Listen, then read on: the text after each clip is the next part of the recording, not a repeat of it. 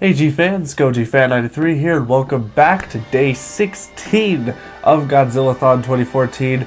Today, we will be taking a look at the beginning of the Heisei series with Godzilla 1984, which is also my all-time favorite Godzilla movie. Love this film. Everything about it is just awesome. Alright, so first off, the two copies that I have, one of them is a bootleg, because this is one of the movies that are really hard to find for some reason. And this one is actually a Region 3 DVD. This one is official, but it's Region 3, so I can't really watch it unless I have to hack my computer and all that. But, alright, so Godzilla 1984. What can I say? It is basically everything that the original film was, but with a better budget, color, a little bit better storytelling, but it does stand on its own, as a kind of sequel, because what they did with the Heisei series, if you're not familiar, that this is basically, since it's a reboot, they just negated everything that happened in the whole Showa series except for the original. So when this Godzilla comes back, they're saying that, it's been 30 years later. So it's basically a sequel. So, this movie's, it's really honestly the same kind of storyline as the original, only this time, rather than an oxygen destroyer, they throw Godzilla into a volcano. That's really only a difference. Another thing that's new is that Godzilla, once again, he is alone. It's only his film. He doesn't fight another monster, but he does fight the Super X, which is a pretty cool kind of new army weapon that Japan uses against Godzilla, but ultimately they fail, of course. But this movie just goes back to its roots. We're done with the campy, cheesy Godzilla's a hero, all that crap. We go back to the main point of what Godzilla is supposed to be, a metaphor for destruction.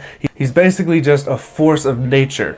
And one thing that's really cool, the differences between the Japanese and English versions is that in the English version, they actually get Raymond Burr back to play as Steve Martin, who he had the first experience in Japan, and I think it's really great that they brought him back. And the thing that just bugs me about the American version is that they make the Americans so stupid. I mean, these guys are like, just throw the bombs, just throw everything at him, and then they get Raymond Burr, and they ask him, how do we do them? And Raymond Burr's like, well, you can't use, conventional weapons. They tried missiles, bombs, troopers, and, bullets. It doesn't work. Nothing works against this guy. And and yet they called him for help, yet they still use all that stuff. So it's just like, I don't know. But in the Japanese version, they have none of that, no American thing whatsoever. But because this was 1984, there was still kind of tension between America and Russia with the whole Cold War stuff. What's really interesting is that in the Japanese version, they have this Russian guy who's trying to stop a nuke from being shot from one of their satellites. But in the American version, they actually make it as if the Russian guy purposefully hits the button to shoot off the nuke towards Tokyo, and it's just like, nice one, America, good job. It's just weird, the differences. But it's, everything about this film is just really cool. I mean, it's dark, the music's really good. It's not done by Akira Ifukube, and I don't know the composer's name, but it still sounds Godzilla-ish. So, it's not the best soundtrack, actually. I mean, this is my all-time favorite film. It's actually my also all-time favorite suit, which is also my all-time favorite roar. But the one thing is, it's not my all-time favorite soundtrack. So, that's the one thing that it's not, going for it. But, yeah, I mean, the suit itself, too, is amazing. I mean, basically, it's like they took the 1954 suit and they modernized it, but they kept it traditional. Because, with Godzilla 2000, they modernized it, but didn't really keep it traditional. Spikes are huge, and he just looks, it's more like the 62 suit. But this suit, it's they definitely kept it traditional, yet modernized it. This guy, he's just terrifying looking too in the movie. When he comes out of the water, and oh my god, and one of the best scenes is where he takes out the harbor, where he just blows up all the army tanks. Like, he comes up and he just blows his fire breath and just boom, boom, boom, boom, boom, boom, boom, boom, just blows it all up. It's just, I love that scene. Something else that's really funny, there's like a hobo guy who's like, he's in the like a restaurant and he's trying to have dinner or something, and Godzilla like ruins the party. He's like, "Hey, you just got the town, you leave me alone," and blah blah blah. It's just really funny. But this movie, it's just great to from what the Showa series did, and how they kind of made Godzilla childish and stuff, to come back with something like this is really awesome. I just love this film.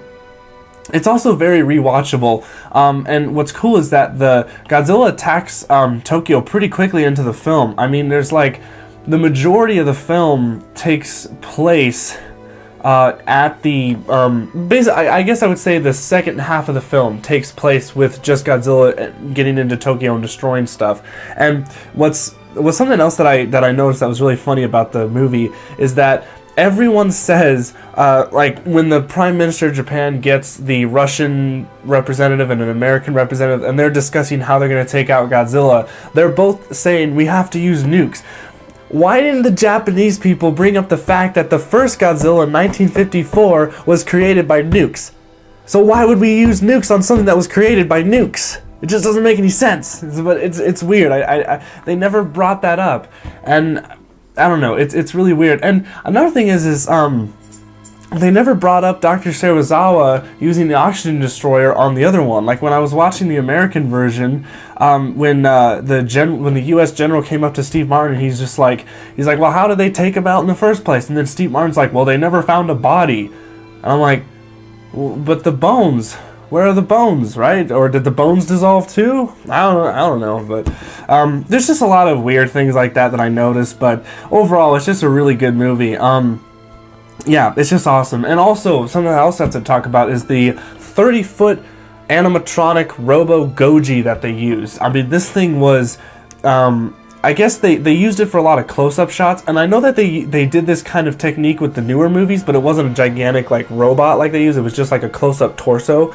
But they mostly used it for close-up shots so that they wouldn't have to keep on putting the actor back into the suit just for a close-up. So they just did that, and by today's standards, it's pretty dated. But it still looks kind of cool. I still kind of think it looks cool, just because it's just kind of like, I don't know, it's just cool to see something like that. It's like a really expensive amusement park thing that you see, like an animatronic figure or whatever. But definitely to today's standard, it's definitely cheap looking. But and also something that is kind of weird is that compared to the suit, the animatronic looks way different, actually, like the face structure and everything. So when they're kind of going back and forth between shots of Godzilla and then when they're going to close-up shots, it's kind of jarring, because you're like, well, he looks different all of a sudden. It's weird. They always do that, though, in these Godzilla films. They always have different kind of suits for different things. Yeah, so I'm just trying to think if I'm forgetting anything else to talk about this film. I mean, I guess, something that I also want to talk about is, with this Godzilla-thon, I'm going to start, I think what I have been doing is that I've just been kind of talking about the film, because I don't really do constructive reviews on these films. What I've been kind of doing is I've just been kind of talking about them. So that's basically what I wanted to do with this, and that's what I wanted to try and do for the future reviews, is just kind of talk about the films rather than do like a really constructive review, because I suck at doing reviews. So I'd rather just kind of have the fun of talking about it. And I think I've been doing that with the other ones, but I don't know. But I know that you guys have been loving the Godzilla-thon so far, so thank you very much for enjoying it. It's been fun to do, being able to rewatch all the Godzilla films up to the new film, and yeah, so. But that's pretty much all I got for Godzilla 1984. Epic movie, go get it. Obviously, there's no official release yet. There's rumors going around that there might be a Blu-ray release soon. But if you want a Blu-ray release, the only thing you're going to be able to get is the Toho Blu-ray that you'll have to get an import from. And those movies are like about $60 a pop. So it's a little bit expensive. I'm planning on getting one at least at G-Fest. When I go to G-Fest, I'm planning on finding the Toho Blu-ray of Godzilla 1984. I would love to get it there. So, but hopefully soon, along with all these other movies that are being released on Blu-ray, sooner or later they'll get this one to come out on Blu-ray. I'm really hoping so. Yeah, so that's it. Thank you guys so much for watching. Stay tuned for tomorrow for Godzilla vs. Biollante, and I'll see you guys then. Stay big, G fans.